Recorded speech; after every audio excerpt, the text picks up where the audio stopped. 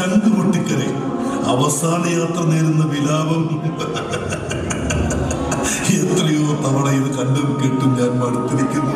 നാണമില്ല ഈ തലമുറയ്ക്ക്. ജീവിതത്തിന്റെ ഉന്നതിയിലെത്തിയപ്പോൾ ബാല്യത്തിൽ കൈപിടിച്ച് നടത്താൻ പഠിപ്പിച്ച അപ്പനെ മറന്നു. നെഞ്ചിലെ ചോര ഊറ്റിത്തന്നു മാറിലെ ചൂട് നൽകി വളർത്തിയ അമ്മയെ മറന്നു. എന്നിട്ടിപ്പോൾ നെഞ്ചു പൊട്ടിക്കരയെന്ന് പോലും. ആരെ കാണിക്കാൻ? നാളെ നീ ഇതും പറക്കും. കേട്ടില്ലേ? ശവക്കുണ്ടകൾ പുല്ലുകളാൽ മൂടപ്പെടും. ഓർമ്മകൾ പതിയെ പതിയെ ഇല്ലാതാവും. നിങ്ങൾ പൊയ്ക്കൊള്ളൂ.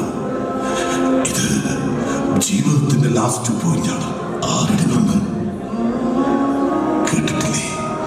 മണ്ണിൽ നിന്ന് രൂപം കൊണ്ടവൻ മണ്ണിലേക്ക് തന്നെ മടങ്ങും. ഞാൻ മതി, ഞാൻ മാത്രം മതി. നിങ്ങളുടെ ഡ്യൂട്ടി തീർന്നിരിക്കുന്നു. ഇതിനി എനിക്കുള്ളതാണ്. നിങ്ങൾ പോകൂ. ഈ ശവം ഞാൻ മറവ് ചെയ്തുകൊള്ളാം. യുഗയുഗാന്തരങ്ങളായി ഞാൻ ചെയ്യുന്ന ജോലി. എന്റെ പാതകളിൽ ബന്ധങ്ങൾക്ക് സ്ഥാനമില്ല. എല്ലാവരും എനിക്കൊരുപോലെയാണ്. ഇവിടെ രക്തബന്ധങ്ങളില്ല, സ്വന്തം ബന്ധങ്ങളില്ല. ആകെയുള്ളത് സ്നേഹം മാത്രമാണ്. ഈ ശ്മശാനത്തിന്റെ കാവൽക്കാരനായി എനിക്ക് ഈ ശവം മറവ് ചെയ്യുവാൻ സമയമായിരിക്കുന്നു.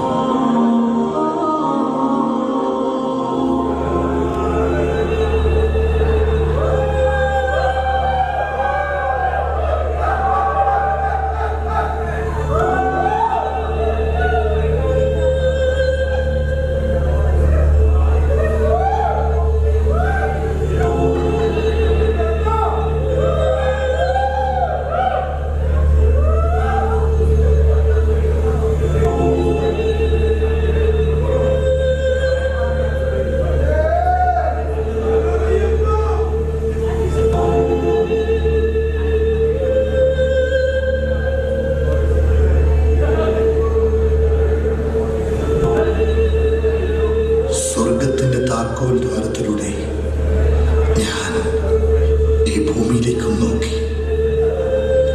രക്തബന്ധങ്ങൾ കടിഞ്ഞാൽ നഷ്ടപ്പെട്ട കുതിരകളെ പോലെ പാഞ്ഞു നടക്കുന്നു.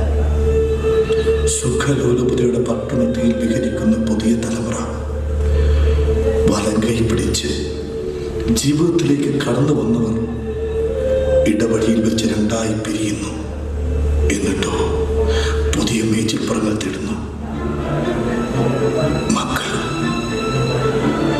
നെഞ്ചോട് ചേർത്ത് പിടിച്ചു വളർത്തിയ പൊന്നുമക്കൾ ലഹരിയുടെ മായാലോകത്തോടെ ഭ്രാന്ത് പിടിച്ചോടുന്നു. തീതുപ്പുന്ന വ്യാളിയെ പോലെ സാത്താൻ ഭൂമിയിലേക്ക് ഇറങ്ങിയിരിക്കുന്നു.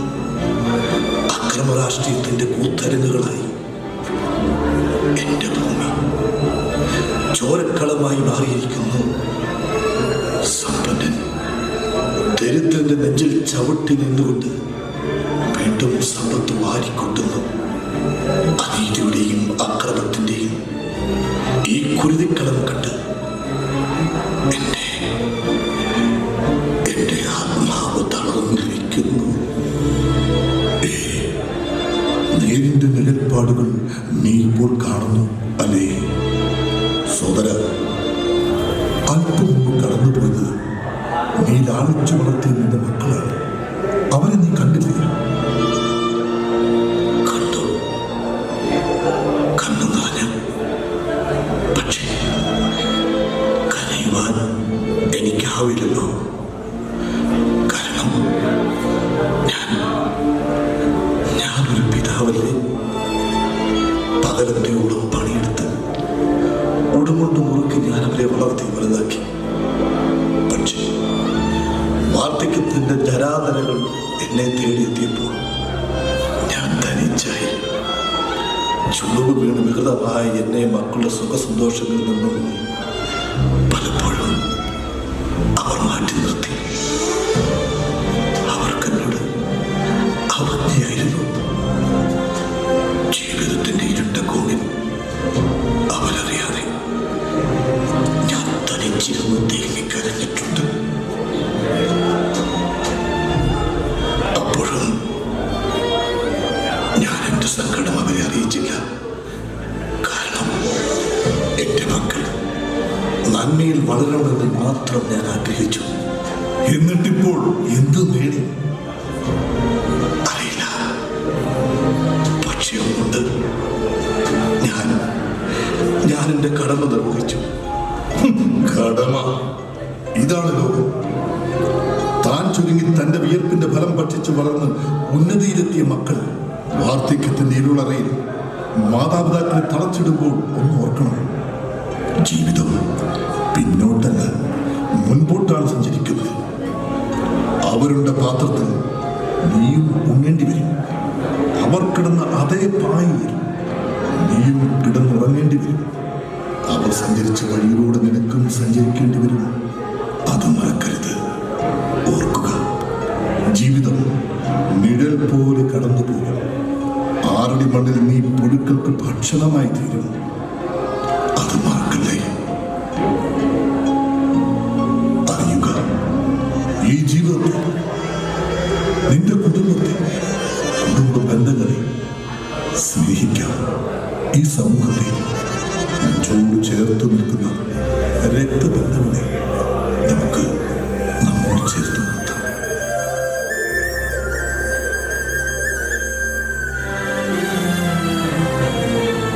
ഇനിയും കൊതിയോടെ കാത്തിരിക്കാം ഞാൻ മാമരത്തണലിലുറങ്ങാൻ. ഇനിയും കാതോർത്തു ദൂരെ നിൽക്കാം ഞാൻ അച്ഛൻ്റെ പിൻവിളി കേൾക്കാം. വൃശ്ചികക്കാറ്റ് പോ എന്നെ തലോടിയ പിച്ചകപ്പൂവായുവരാം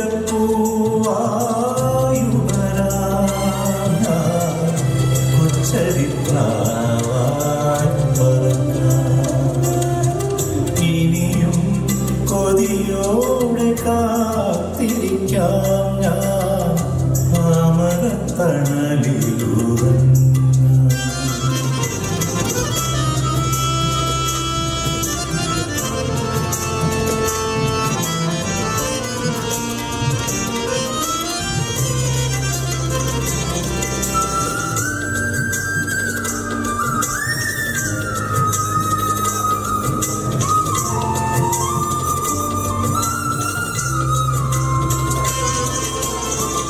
അമ്മ നിലാവിൻ്റെ കണ്ണാടി നോക്കി ഞാൻ അച്ഛൻ്റെ ഹൃദയം കണ്ടുവെങ്കിൽ ആ നന്മയം കടലിൻ്റെ അക്കരെ തെളിയുന്ന ഉണ്മയം വെണ്മയെന്നിൽ തുളുമ്പിയെങ്കിൽ പുഞ്ചിരിപ്പുലവയിൽ ചിറകിൻ്റെ ചോട്ടിൽ ഞാൻ സങ്കടം മറന്നു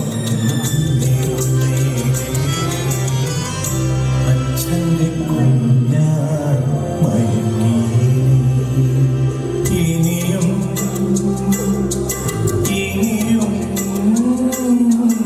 ഇനിയും കാതോർത്തു ദൂരെ നിൽക്കാം ഞാൻ അച്ഛൻ്റെ പിൻവിളി കേൾക്കാം.